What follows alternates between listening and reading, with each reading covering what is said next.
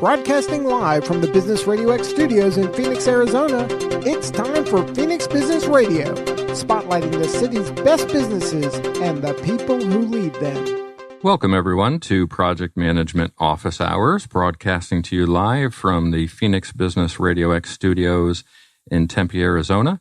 I'm your host, Joe Pusz, PMO Joe, and for the next hour, we'll be talking project management, or today, more specifically, Agile, with our special guests. I want to thank our sponsors, Talaya, Open PPM, and the PMO Squad.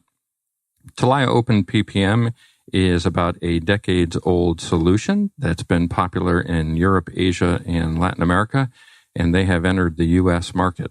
They're now offering a 30-day free trial. You can go to www.talaya, TALAIA-openppm.com, and sign up for a free trial and give it a go. Also, to the PMO Squad, thank you for sponsoring. Are you tired of failed projects? Deploy the squad to rescue your failing projects and start recovering lost time, money, and peace of mind. Visit www.thepmosquad.com to learn more about all our project management services. Now, before we get started today with our discussion and our special guest on Agile, I wanted to share something I'm proud of. This past week, I accepted a position on the board of directors with SIM Arizona as the director of sponsorships. And SIM is the Society for Information Management, and they've been around for about 50 years now, and it is the premier IT network helping to shape the future of IT. Most of the members are senior IT leaders, CIOs, and they have chapters across the U.S. So I'm proud to be a member of that board. And thank you to Chris Spear, president of the Arizona chapter, for giving me the opportunity. And I look forward to serving that community. Also, a reminder to everybody that we are live and monitoring on Twitter. So if you have a question for either me or our special guest, please tweet that using hashtag PMO Joe, and we'll get to your questions live on air. Usually I say at this time, let's talk project management, but today, let's talk Agile. I want to welcome our special guest, Jeremey Wood. Thank you for coming on, Jeremey. Yeah, thank you for having me. I'm pretty excited to have a conversation today and see where it takes us. And I know you're a Sr Agile Coach for Matrix and have over 15 years experience in the industry.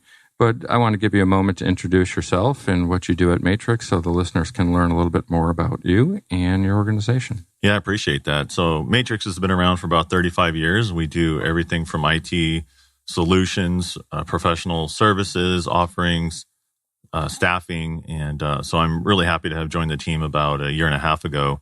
I run the Phoenix market and all the professional services here in Arizona.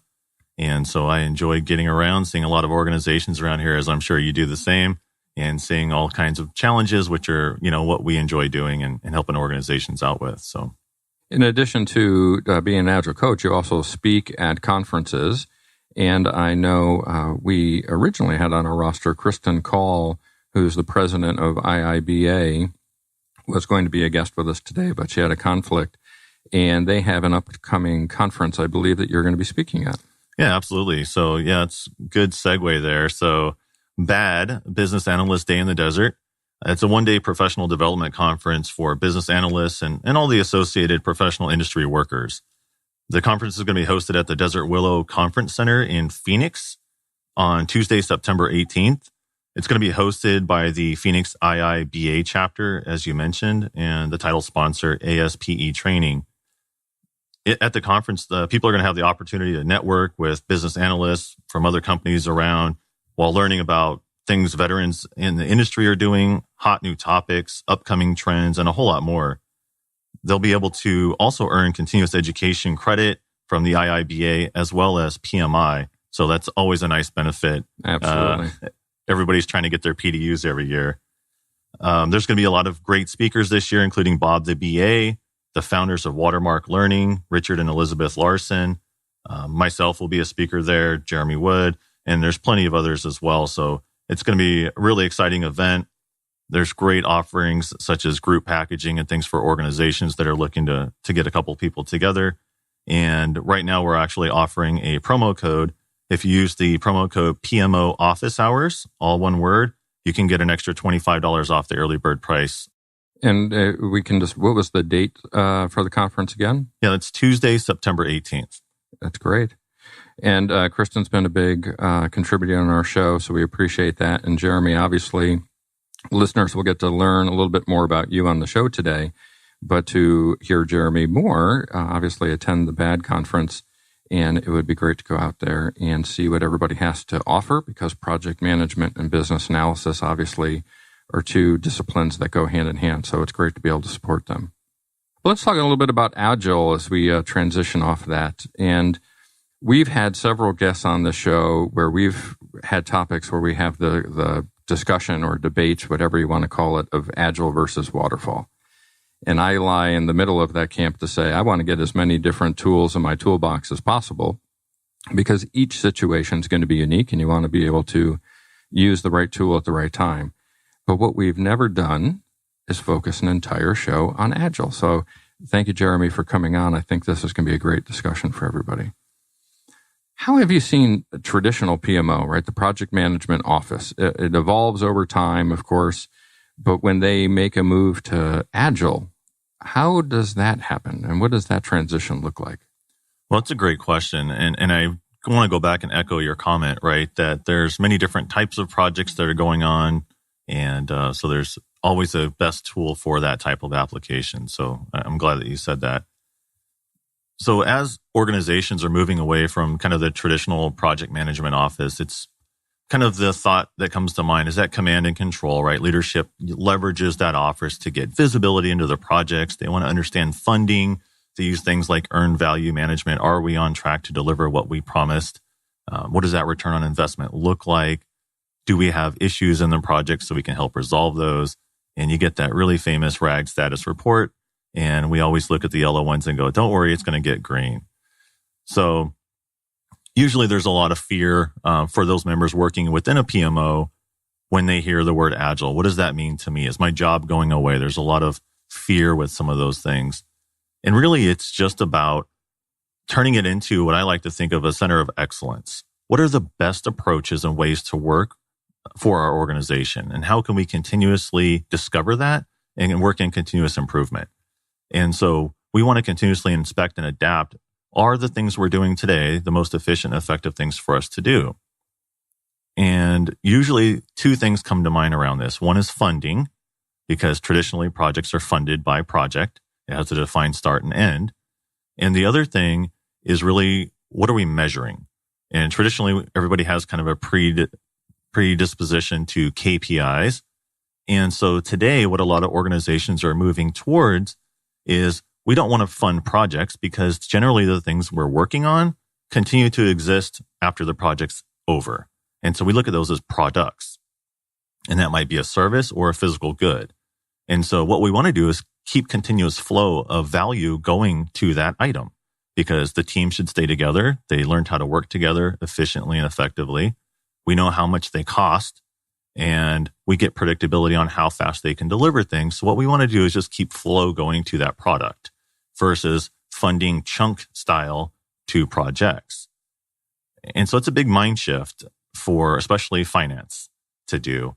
The other thing is the KPIs, as I mentioned. So traditionally, we want to measure how busy are people. Is everybody at 100% busy? Do you need more tasks to do? Let me fill you up so the bar is all the way to the top. And really, I always say, is there value in being busy? And the answer is no, right? When do you get value? Well, that's easy. It's when you deliver it to the customer. So our focus should be on how fast can we deliver something of value to our customers so we can learn, and then we can make it better.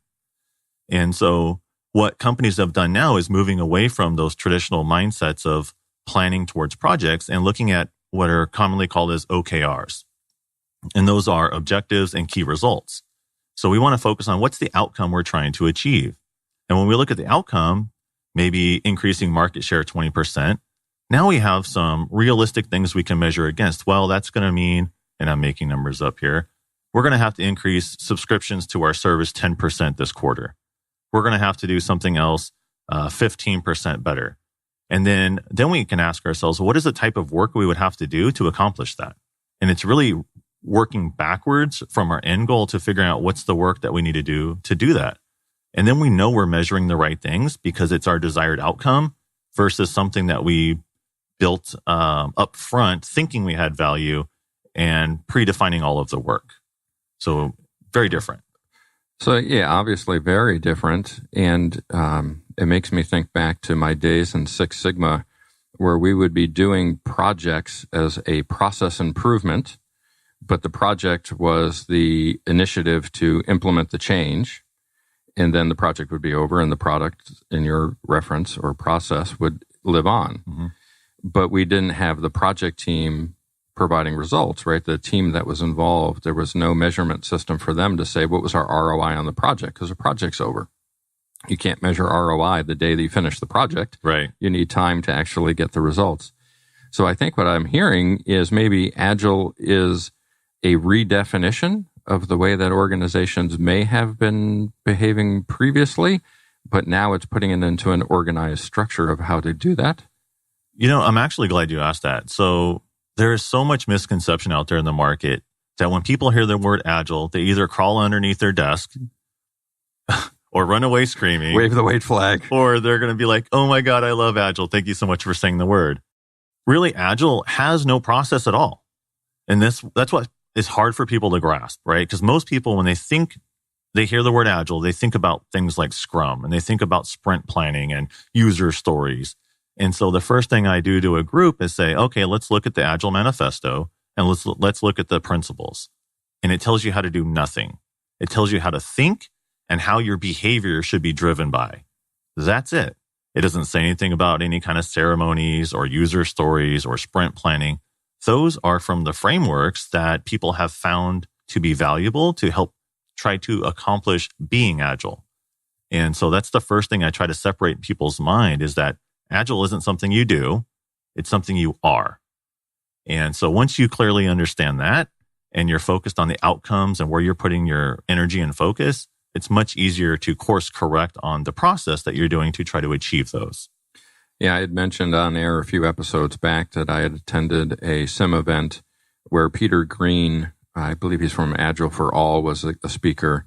And he had talked about the evolution of Agile now has moved away from just software development into organizational development to change the mindset of an organization away from doing projects and steps in time to be able to say we are a project, our organization rather, is just Agile. It's an entity that has to go through Agile principles. And I think what you're saying, right, is man has made process out of something that was defined by man to be without process. But the overall objective, I think, is to try to increase efficiency within the organization. Absolutely. And I think that goes with any process that we intend, we have well-intended intentions about.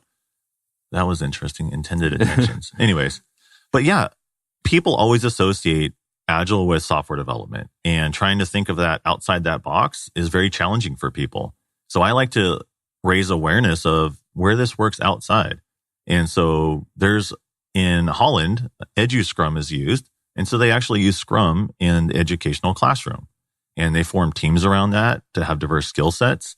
And the teams teach themselves how to learn, and they assign themselves homework, and they move things through like a Kanban board. And instructor will go by and say, okay, if you said it's done, then everybody needs to know this topic on the team. Let me quiz you. And so that has nothing to do with software development.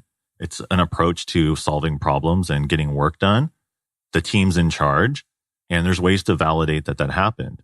And in fact, here in our own backyard in Arizona, anyone fortunate enough to know Blueprint Education and Blueprint High School, there's a couple of charters here that use that same philosophy in their educational settings. And that might be for the student council projects for the school, and sometimes even in the classroom itself. And the really valuable thing is when they get done with their high school diploma, they can actually have tangible skills to go hit the workforce with, which is just amazing. I mean, that's a real blessing for kids these days. Yeah, absolutely. Great to hear the skills being used outside traditional disciplines, because the reality is we're all evolving, right? And education maybe hasn't evolved as fast as some of other industries, especially the technology industry. So to see something like that coming in is really nice to hear. You mentioned a couple of things that always come to mind when I talk with people about Agile. They always bring up, well, are you going to be iterative, Scrum, Kanban? What process are you going to use for Agile? And I'm interested to hear from an Agilist. I don't know if that's the right word or not. I've been called a lot worse.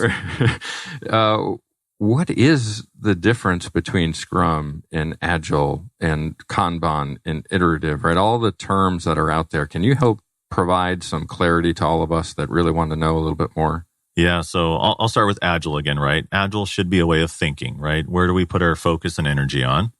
That's it. Doesn't tell us how to do anything. And so that's a methodology.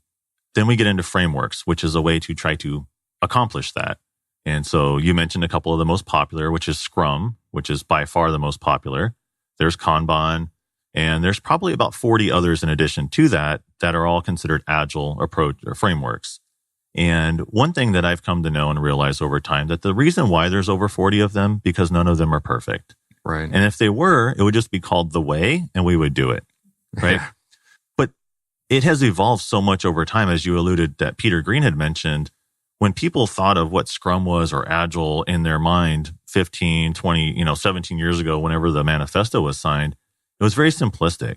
But it has evolved to a set of best practices, and they've borrowed things from XP. And when you think of Scrum now, it includes XP practices for software development. Now we're talking CI/CD with continuous integration and continuous deployment. Now we're talking about product organizations. And so really when people think about Agile now, it's a conglomeration of all of these good things they've taken from all these different frameworks. And so it's really become more robust. I took a class recently with Boss Voda, one of the co-creators of Large Scale Scrum, Les, and he made me laugh because he really hates the term best practices. Because he said, as soon as you follow a best practice, there's no longer any continuous improvement because you're already doing the best practice. Yeah. And so it's taken it literally, but it's a bit funny because what we should always strive for is looking for the better way to work. And as soon as we give somebody the best practice, they stop looking for it because, hey, we're there. Yeah, that's an interesting concept. And I never really thought about that. I may have to go back and update my website in a couple of spots now. That's great. Thanks for making me think of it that way. But so and again, I don't want to get into the weeds necessarily on everything here, but a couple of things that I maybe want to dig a little bit deeper on is Scrum. Okay. Right. So it's it's a framework, but what is Scrum? Right. So again, I think, I've got some preconceived notions, but maybe listeners have something different in mind, right? Sure. So what's your perspective? So let me give you a high level, right? It's based off of the rugby term, Scrum. And so it's a huddle of people working together. They're moving the ball on the rugby field. And so the concept is it's team empowerment, right? We want to work together to accomplish a goal. And so some of the things that Scrum entails is having feedback loops. And those feedback loops are generally based around things called iterations or sprints. And those can range anywhere from 1 week to 4. And generally better to have shorter feedback loops, right? The faster we can learn and improve, the less rework we have to do. The notion is really built around the team. The team is in charge. They are the solution providers. The business brings problems to them, and the team figures out how to solve those problems because we hire really smart people. And so the team will collaborate. And really mature teams don't have really defined roles. In fact, anyone who's ever heard Jeff Sutherland, the co-creator of Scrum, speak, he's like, the first thing a Scrum team needs to do is throw their business cards in the garbage. Mm-hmm. Because all we end up with is fast waterfall at that point. And one person does the development, they hand off to the next person to do the next thing. And we end up with a 2-week waterfall cycle. And what we want to do is in Scrum, swarm on the work. So we can begin figuring out, well, how are we going to test this? At the same time, I'm figuring out how I'm going to develop it. And we want to come together and be done at the same time. Our goal is to get something out the door as quick as possible, to get feedback, to show it to the product owner and say, what do you think? Is this on track? It's much easier to tweak it when I'm halfway done than working on something for 3 months and going, oh, I did it wrong. Let me start all over. And so that is the basic tenets of Scrum. And they use things like product backlogs, right? And that should be prioritized work, things we think we need to do to accomplish our goal. And sometimes some of those get thrown in the garbage and they get modified and changed.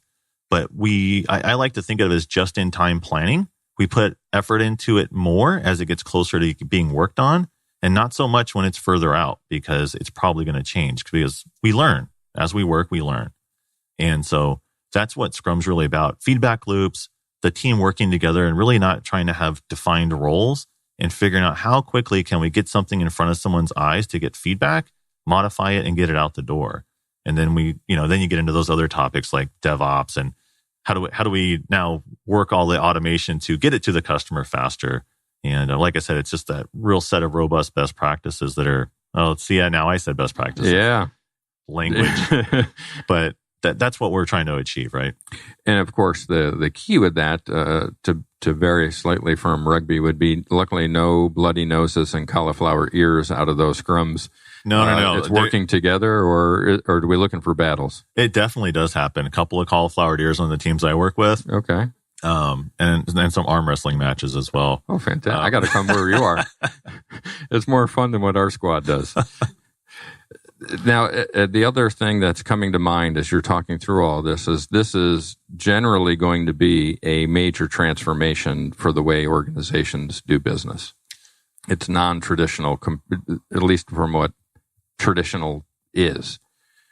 And there have been other disciplines, Lean, Six Sigma, TQM, that have come along that have challenged the norm before. And we always seem to have them as a passing fad as opposed to something that becomes the new tradition. So how is Agile positioned to be able to not be just the latest fad and like bell bottoms go out in the 70s and maybe 40 years later make a return? Well, I'm glad you asked that. In fact, I think Agile has done just that already. It has changed immensely from when it really became popularized around Scrum and the Agile Manifesto and things around 2001 to what it is today, when most people think of a mature Agile organization. And now we didn't know what DevOps were. We didn't understand continuous integration, continuous deployment. We didn't understand a product mindset. We didn't know what objectives and key results were to focus on outcomes. All of those things are ways we've changed our behavior and way of thinking, because technology really drives our customers. I mean, our customers will say the word squirrel in 2 seconds. If we don't have what they want, our competitor will. And if our goal is to always catch up to the thing our competitor just put out, the best thing we could ever hope for is to be in second place, because we'll have what they had 6 months later. Mm-hmm. And so how do we strive to find out what customers find of value and get feedback? And I love Eric Rie's book, Lean Startup, where how do we get experiments and see if we can basically test the hypothesis of the things we're working on right now. Is it even worth putting effort towards? And you have those great startup examples with Airbnb and Zappos, and they're starting huge multi-billion-dollar businesses with, like Zappos. I'm sure most people are familiar, right? They didn't have any shoes. They went and took pictures of shoes in other stores and said, hey, if people actually like these shoes, I'll come back and buy them and I'll mail them to you so that you get the profit. Mm-hmm. And so they proved that people would do that, and they never had to buy any inventory. They didn't have to really do anything fancy with their website, put up a static image. And Airbnb, same thing, right? And they found, hey, people like this. I wonder if we had real photos. Maybe we had 2 angles of the shoes. They would like it better, right? Or a destination at Airbnb. What if we actually had the real house that people were going to rent? I bet they'd like that more. Yeah. And so they learned what people wanted. And it's a product, right? It continuously, we add value to it, make it more user-friendly. And it's really the mindset that we need to think about, because it's not going to stop as soon as the project's done. Airbnb doesn't go away. I guess you touched on it right there on the end, is Agile is a mindset. And I think, at least from my perspective of years in the practice, when I talk to clients about this, is it's perceived to be more defined. It's the methodology. And TQM and Lean and Six Sigma and all them, they are the frameworks and the methodologies. And maybe that's why they were passing fads. And of course, they still exist today, but not in the popularity they had when they were hot, right? But Agile as a mindset can live in whatever form we give it, as long as we're following the disciplines within the mindset. Well, don't let this Agile coach fool you. Yeah. I speak from Utopian a lot. Sure. That Utopian mindset that us coaches have. We carry pixie dust with us and sprinkle it on things.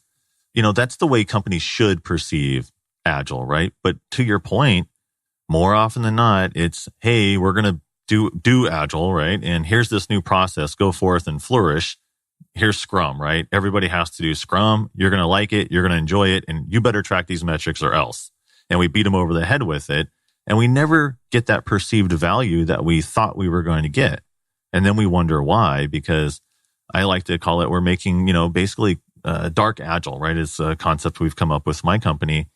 And we end up making conscious decisions to find workarounds to problems we run into rather than solving the real problem.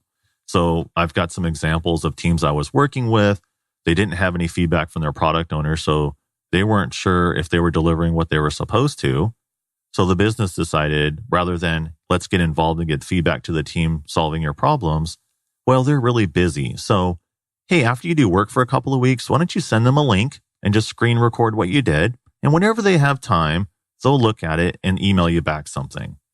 And so basically, they chose to make a conscious decision to create a workaround rather than solving the problem. And so the team thinks, well, hey, we tried Agile. It sucks, right? Mm-hmm. It wasn't Agile's fault. It was the organization's fault for making poor decisions. So in those settings, we see those all the time. And it's unfortunate because then people leave and go, yeah, we tried that at my company. It didn't work. And, whatever I'm used to before was so much better. So how do we reconcile water scrum fall and the interweavings of Agile and Waterfall? Is it out of organizations like you just mentioned that they've tried it one way and didn't quite go all the way? And what's your experience with that? Yeah, I think a lot of companies have some combination of it, right? And what I see, especially large companies, is they will, at a low level, the worker bee level in teams, they'll implement Scrum or Kanban or something like that.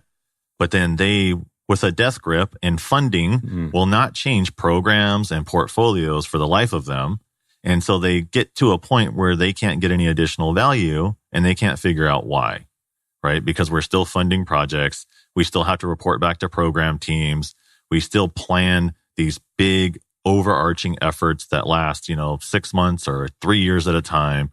But hey, down there, they're doing Agile. So therefore our whole organization is, right? And it's not true.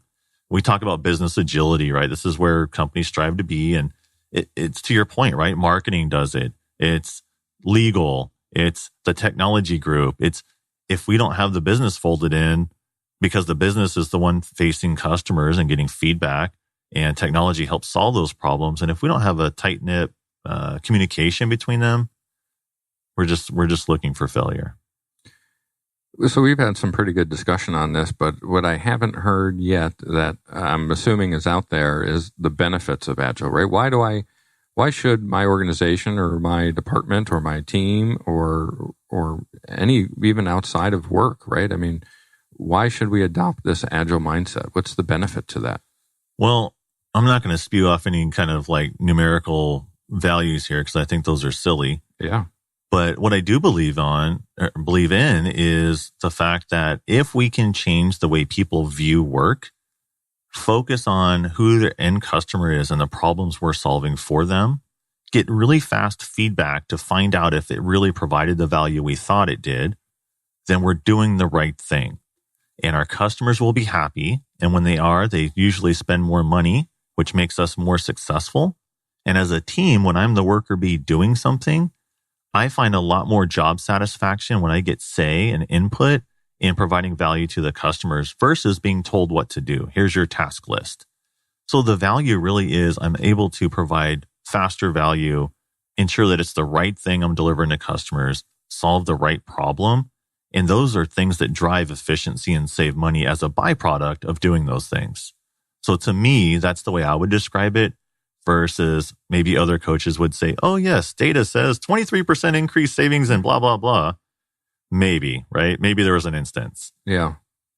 But I like to think of those as the additional benefits because people are happier, customers are more satisfied, and we're doing the right thing.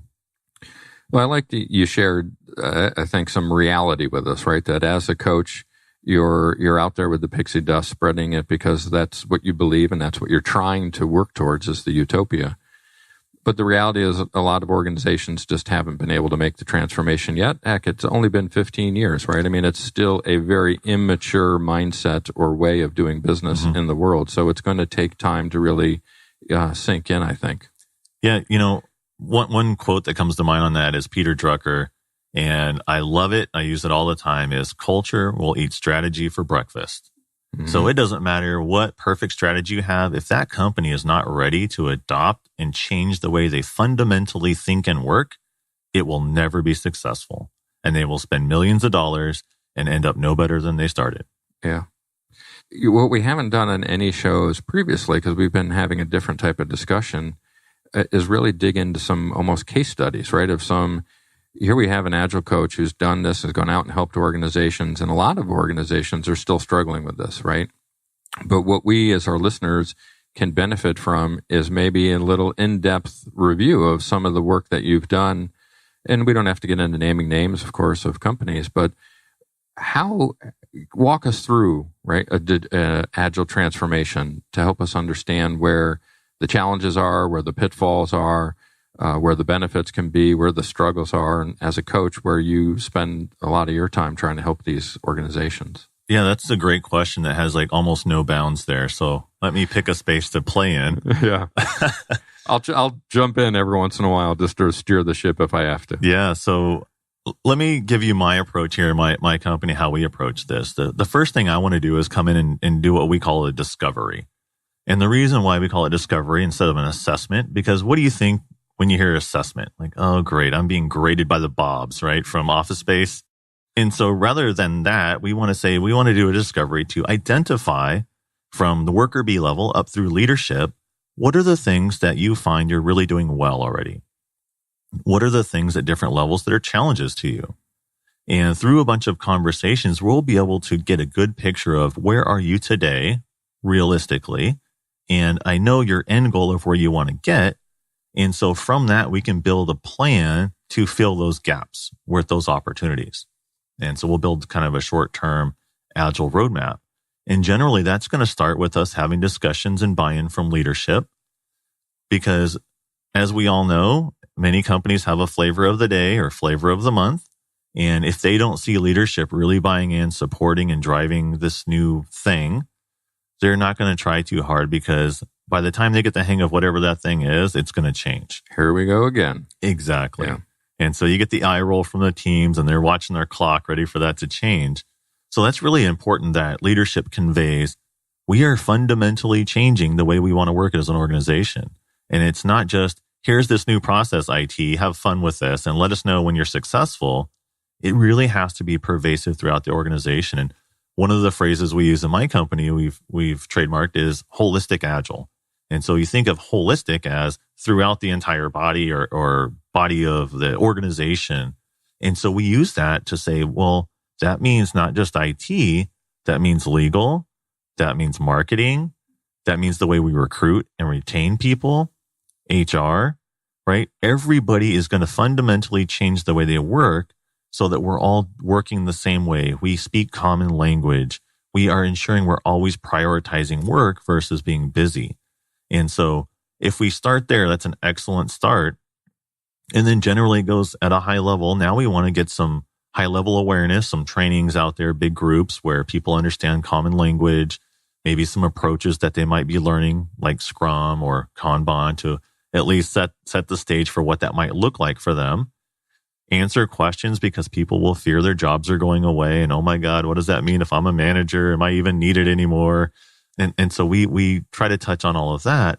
And then we can get down to now that we have this, now that we're focusing on products, because we all agree the things we do don't generally just disappear the moment the project ends. And we can get finance to keep funding. Now we can get down to how we're actually doing the work and delivering it back to our customer. And some of those concepts I said earlier around Scrum, for example, user stories, because it paints the picture of who's the person that has the problem and what are they trying to achieve and why do they want that? What value do they get? So there's obviously Agile, the mindset and the work of a coach going in to help with that transformation isn't just Agile, right? As you're describing, there's a ton of change management that's involved in that. Getting the lower level and leaders on the same page, because we've heard that before. And we know where this is headed. 6 months later, I'm going to get a different itch I need to scratch, and I'm going to do something else. So Agile isn't independent, right? It carries with it a lot of other tools. Yeah, actually, absolutely. And I mentioned some of those earlier. And one of the things I see companies struggle with a lot, and it hurts me inside, my Agile Coach inside cries a little bit, is when I see companies force one single way of working pervasively throughout the entire company. Because different teams have different types of work. And so what we want to understand is if we're truly trying to be agile, we understand the goals we're trying to achieve. And so to some degree, what difference does it make which framework we choose to get that outcome? And so if I have teams that do like production support and they get a squirrel every 2 minutes to fix, that takes them 15 minutes. And I have other teams that are doing software development, they're doing features that might take them several days to do a little piece, or 2 weeks to put together something a little larger. It's a very different type of work.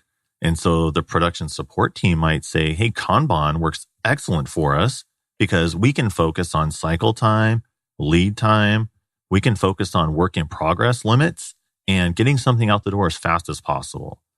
Whereas a software or an app dev team might say, well, Scrum works really well for me because I know what I'm going to work on for 2 weeks.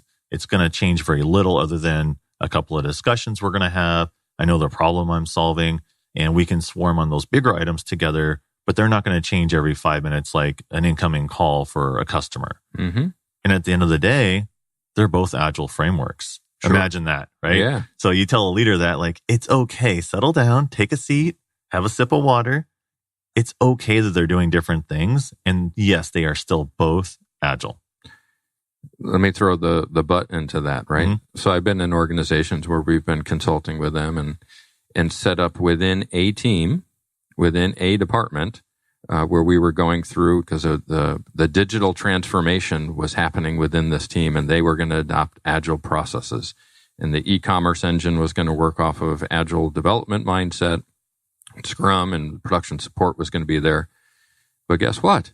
The e-commerce engine plugged into and integrated with the back-end finance system and the customer relationship management system. And those teams weren't agile. And you had to work on, we've got a sprint coming up that's going to put a new release into production in 2 weeks. But the other team was on a 6-month waterfall project, and they couldn't handle the flexibility of putting that sort of change in. How do you work with organizations? One, is that common, I guess? And then two, how do you work with organizations when they encounter situations like that? So obviously you and I have very similar experiences because yes, that happens a lot. But this is why it's a journey, right? And it's the first thing I'll always say, I'm like, I know I'm going to blow your mind as an Agile coach saying this, but Agile is not going to solve one problem you have. And they're like, you can't say that, you're a coach.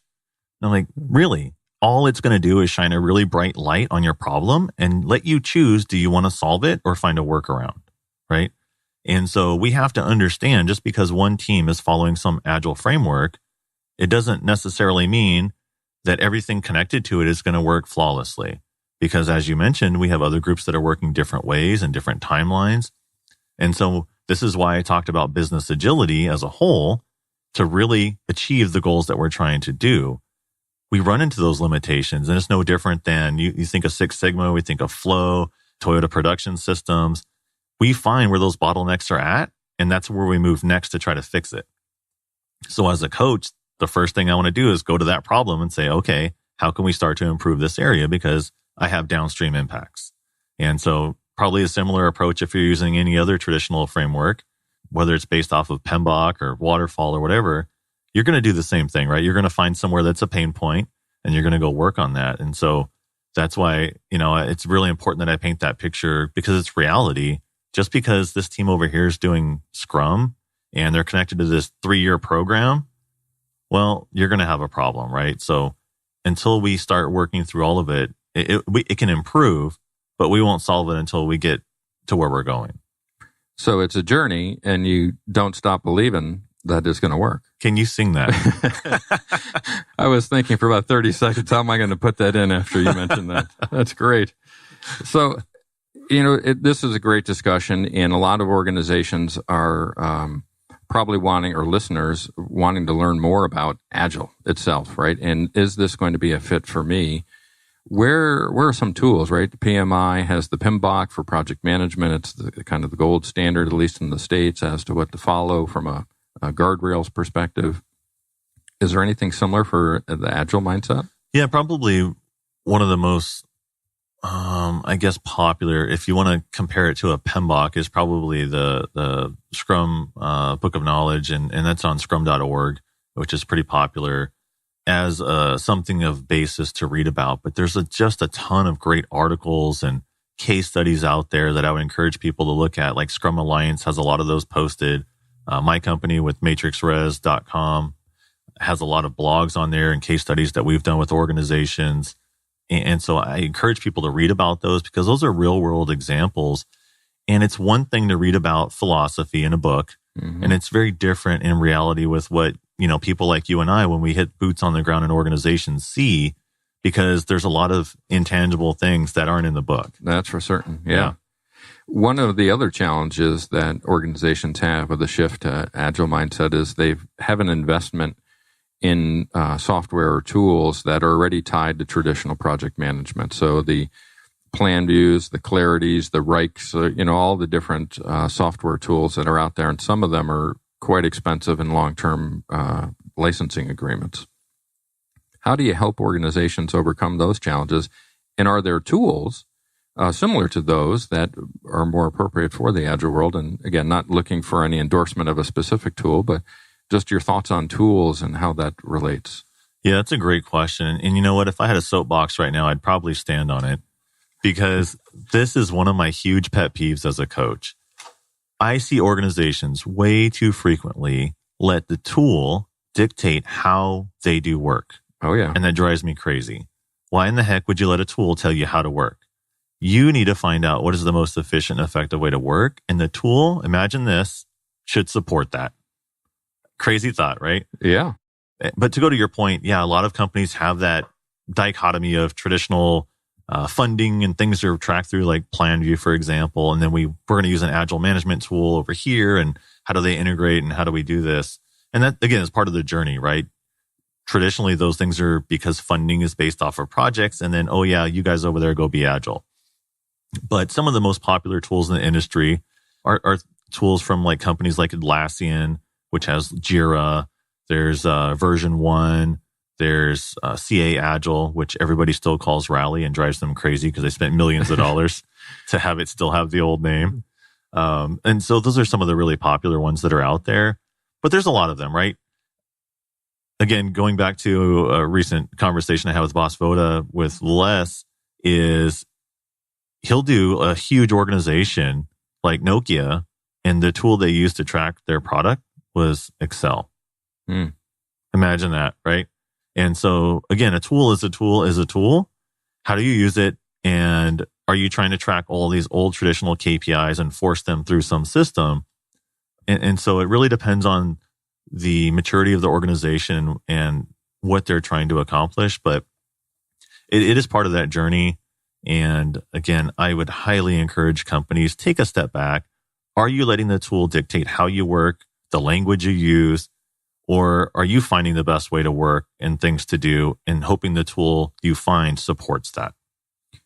Just a reminder to our listeners, if you have questions for Jeremy or me about this, it is a great topic today, and I'm really enjoying the discussion. If you have any questions, you can tweet them in using hashtag PMO Joe, and we'll get them out there and get your responses back to you. You had touched on at the beginning, right, the RAG, the status, and that's just traditional, right? Leaders just want to know what's going on. Are you going to make it? Am not? Am I going to be getting a call from the customer soon that you're behind schedule? Right. Are we going to blow budget? Or what's going to happen? How do we, in the Agile world, how do these executives have a sense of confidence or an understanding of where we're at? That's a great question. And the first thing I would ask is, why do we do RAG status, right? Because we have this long project and I'm relying on one person to aggregate all this information and a little button that changes color to tell me if it's good or bad. And because I don't know if it works until it's done, that's the only insight I have and transparency into what's going on. Take a look at what we're trying to do when an organization is trying to be Agile. And if we're trying to put something out, we have good tools in place where we have CI/CD in place, and companies like Google, do 10,000 builds a day with their code. And Amazon's pushing something into production every 5-10 seconds. I have value that I can realize immediately, daily, weekly, monthly, something like that. So the proof is that it actually works. I see it every time I have a demo, at worst, maybe every 2 weeks. I see working software. I see that working service. I see that working product. I can actually tangibly put my hands on it and give it to a customer. And so there's no need for a RAG status because I have the proof in front of me and it already functions. It's just a piece of it. And so it gets rid of the need for something like a RAG status because I don't have to worry about being on track 3 months from now, because every couple of days, every couple of hours, every couple of weeks, I have something. So playing devil's advocate a little bit and standing up for the project management space where we're, I think there's certain, because it's the right tool, right situation. But I think certain situations and certain industries are more prone to a traditional project management mindset.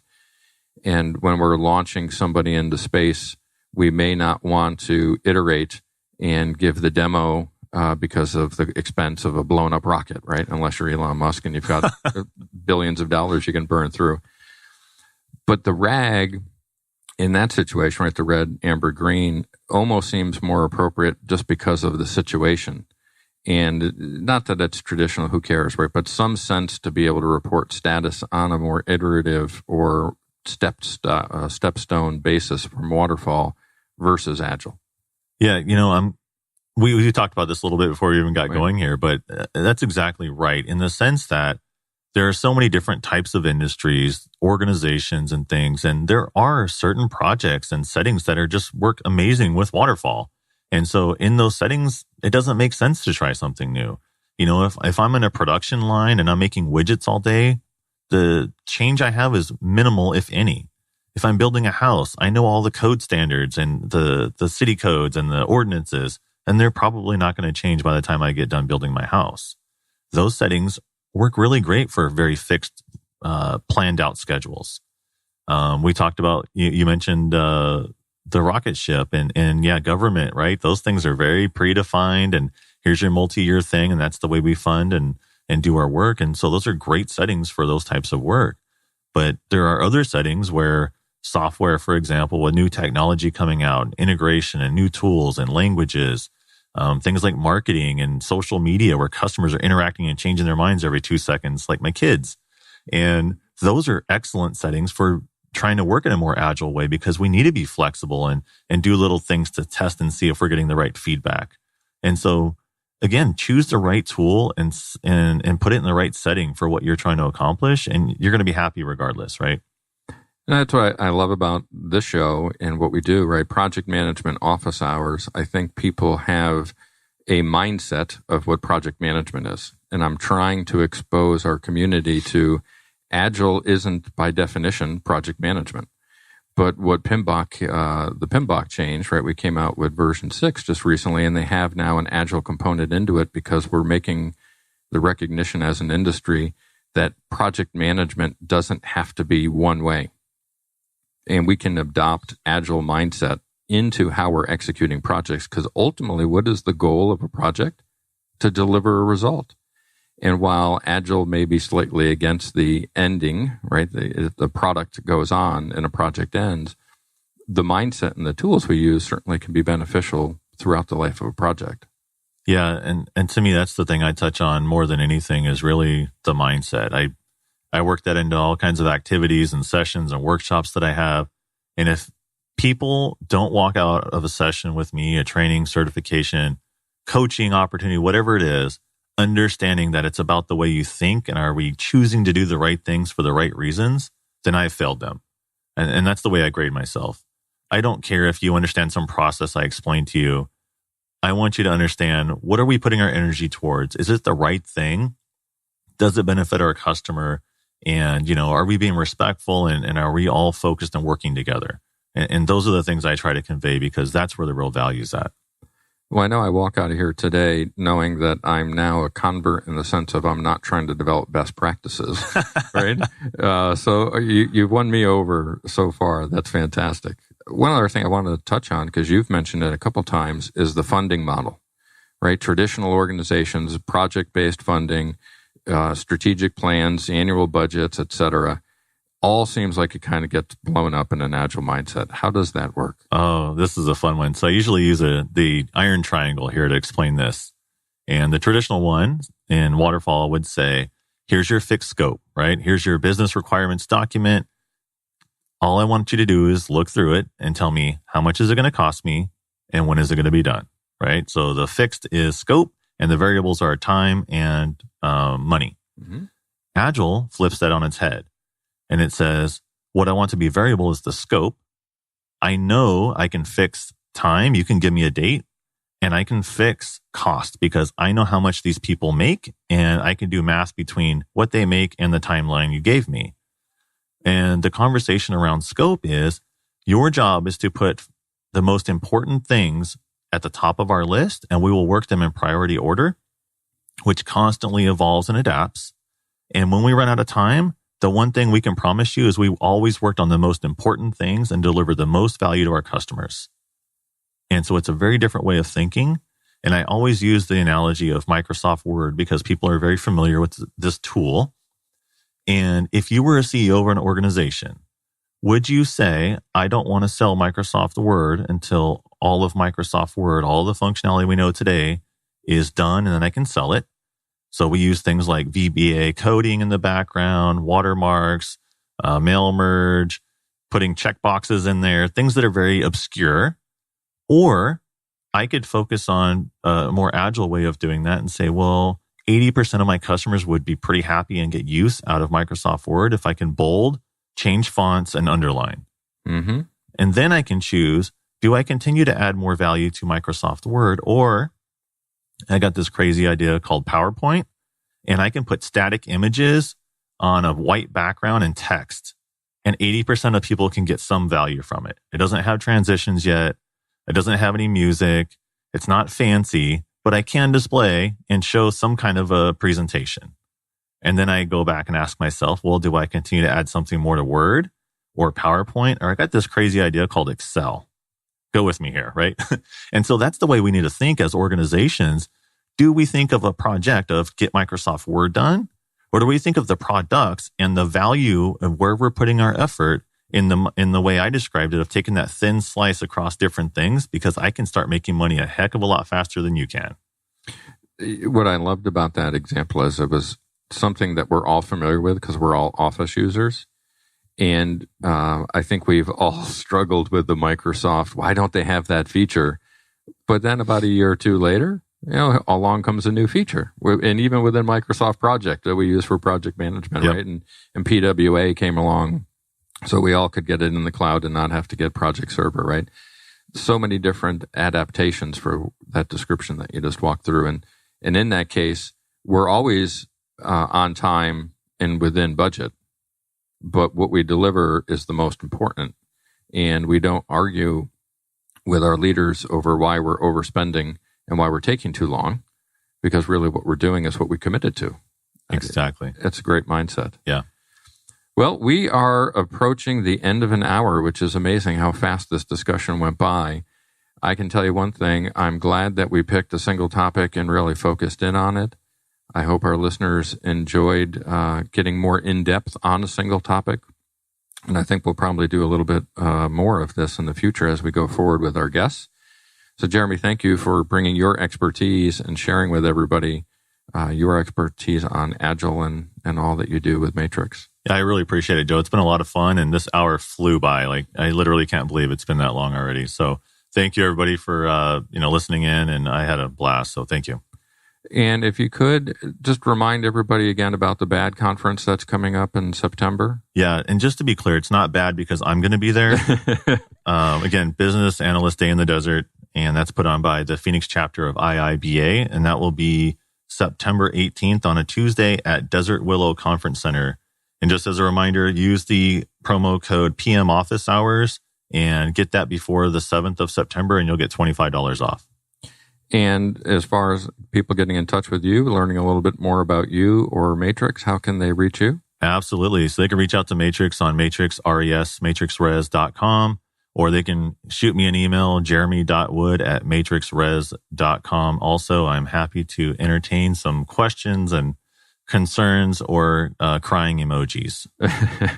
And of course, we'll have this show available on all of our platforms as well to go back in and hit pause and listen and think and capture it, because I know when you're listening live, sometimes you wish you could have asked a question that you couldn't get to when you listen to a podcast. Just want to remind everyone also that we're live the first and third Thursday each month. Our next show will be September 6th, and we have a great lineup of guests coming up on future shows. And we also want to remind everyone, as I just mentioned, right, that all of these shows are recorded.